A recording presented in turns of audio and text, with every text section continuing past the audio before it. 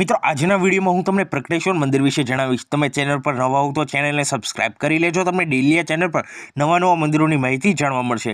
હવે વાત કરીએ મંદિર વિશે તો અહીં વિશાળ કાળા રંગનું સ્ફટિક સમાન શિવલિંગ પ્રગટ થયું હતું। તારીખ 27/1/1941ના રોજ રાજકુમાર શ્રી મંગલસિંહજી વખતસિંહજી ગોહિલના સ્મરણાર્થે તેઓ શ્રીના કુંવરાની શ્રીબા કુંવરબા સાહેબ ખોરાડીવાળાએ અહીંયા સુંદર મંદિર બંધાવ્યું હતું।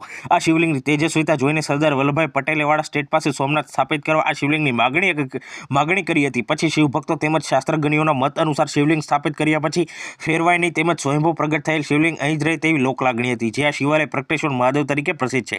સ્થાન હરિઓમનગર જીજેસી 36 વલ્લભીપુર। મુખ્ય દેવતા ભગવાન શિવ। દર્શન સમય સવારે વહેલી સવારની ઘડીએ ખુલે છે 6 વાગ્યે। ઇતિહાસ અને માન્યતાઓ। આ મંદિર અંગે લોકમાં એવી માન્યતા છે કે નેપાળમાં પશુપતિનાથ મંદિર અનુસાર વલ્લભીપુરમાં પૂર્વે વિમલાપુર તરીકે ઓળખાતું શ્રી પ્રસિદ્ધ પ્રગટેશ્વર મહાદેવનું મંદિર હતું। દર્શનને લઈને લોકમાં ભગવાન પ્રત્યે એવી શ્રદ્ધા છે કે અહીં ભગવાન મહાદેવ વિશેષ ગુણ આપે છે।